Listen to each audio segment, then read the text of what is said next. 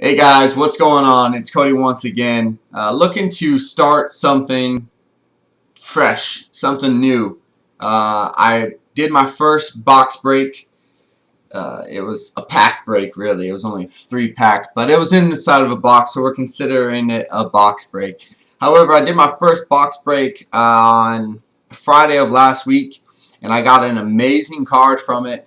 I got a Dak Prescott rookie signed autograph, hollow, numbered 11 out of 25. It was an amazing find, along with a few great other picks. However, Dak Prescott and Ezekiel Elliott owned the NFL last year, so of course this card right here has a lot of value.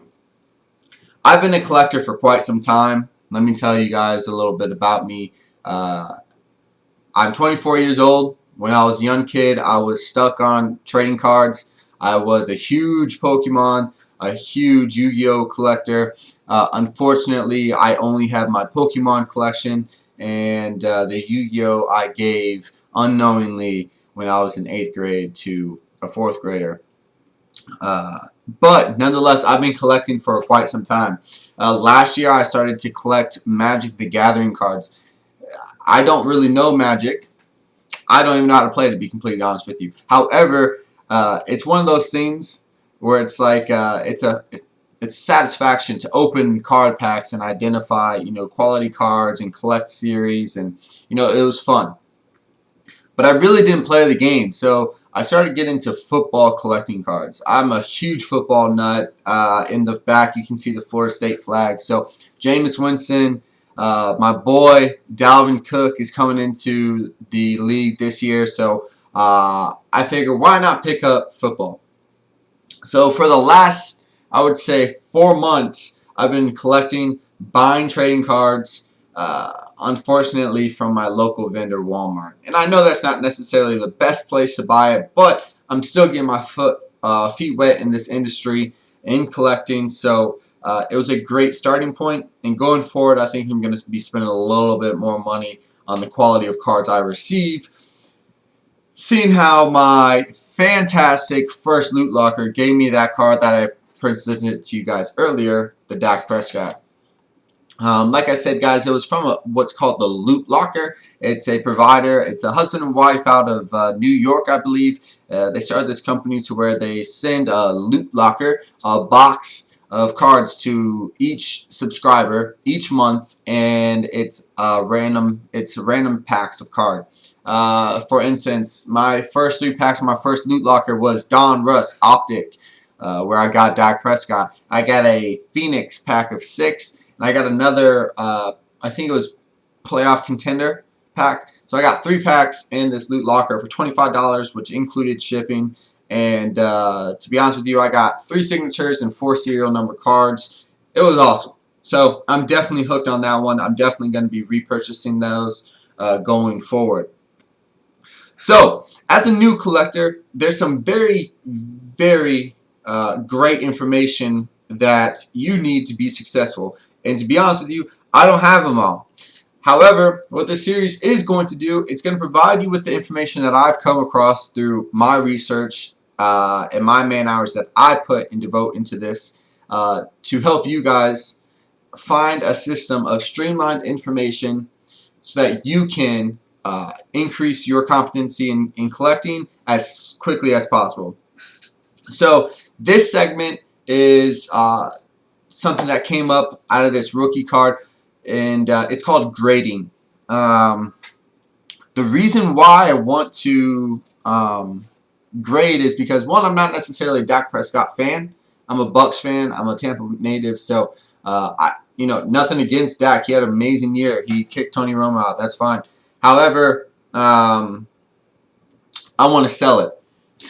So I want to sell it because you never know what Dak's going to do next year. And knowing the Cowboys, there's no security at that position. So if he gets hurt and if he, if he doesn't perform, he's not going to be a Cowboy for much longer. And after that great rookie year, the value of his card is pretty significant. I've seen cards that aren't numbered to as low as 25 going for $600 to $800. And considering that I'm only one of 2 people on eBay with this card that I can find. Card is currently about $1,700. Granted, I'm sure someone is going to lowball them and give them about $15. So let's just say that this card is worth $1,500 going forward. But let's touch base on the grading system as well. So the grading system is a great process for sellers and buyers to rely on. One, to authenticate the card, make sure that the signature is legit, and make sure that the card or identify what kind of quality the card is really in without having to trust the seller.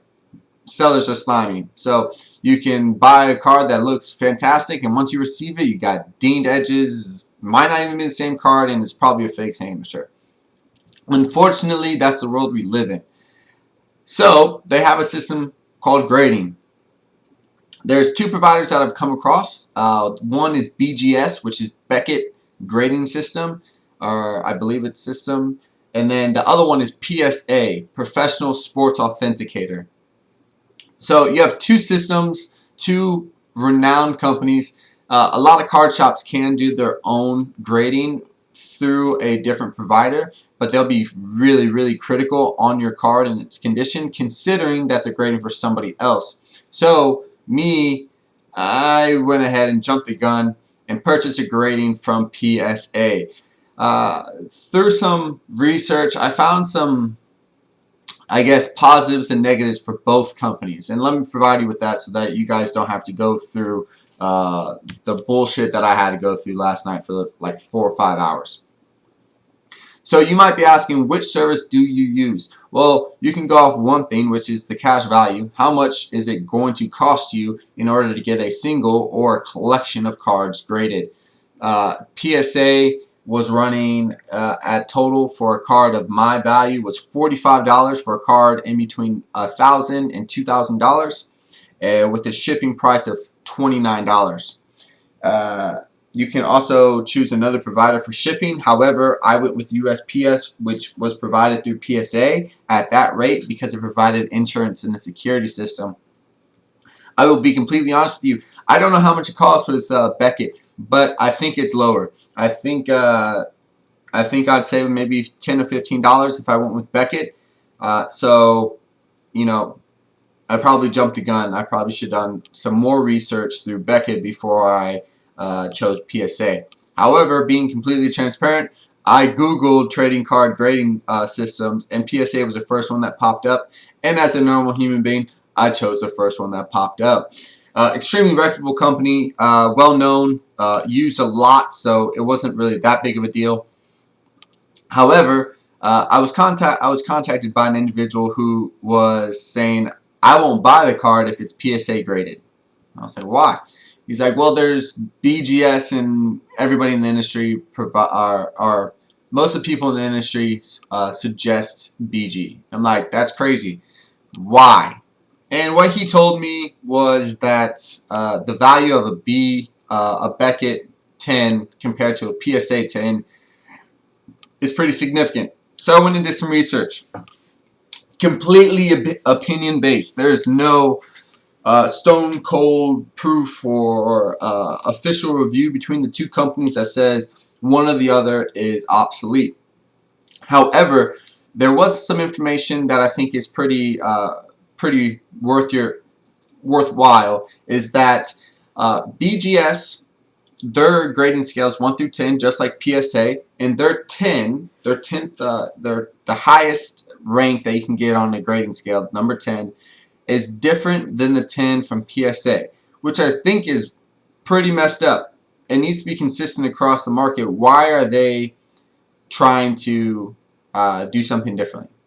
So a BGS 10 stands for pristine. 10 for PSA is gem mint. Both of those descriptive factors sound really confident, in my opinion. If I'm buying a card, pristine and gem mint sound both the same. However, I guess there's a difference. So the opinion and the suggestion of some collectors is that you take an old vintage card and you send it to PSA because they they're, I guess, more critical depending on the type of card, the date of the card, and they're more comfortable with assessing the quality of the card in accordance of technology at the time. BGS is better for newer cards. So it's crazy. I know. I'm still kind of lost in it as well. But apparently you send Beckett or your newer cards to Beckett because they use different tools to identify flaws in the cards. Ah, man. I think both grading card scales systems are going to be extremely critical on your card. If you get a 10, your card's a fucking 10. And there's not much going on in your card to prevent it from receiving a 10. I think a card could sell from a level of PSA 10 in comparison to BGS 10. I think they'll sell for about the same. I think really the only time you're going to get more is if somebody absolutely prefers the one over the other, and the only reason why they're going to prefer one over the other is because they got a bad grade from let's say PSA, and they went with Beckett with the same exact card and they got a better grade.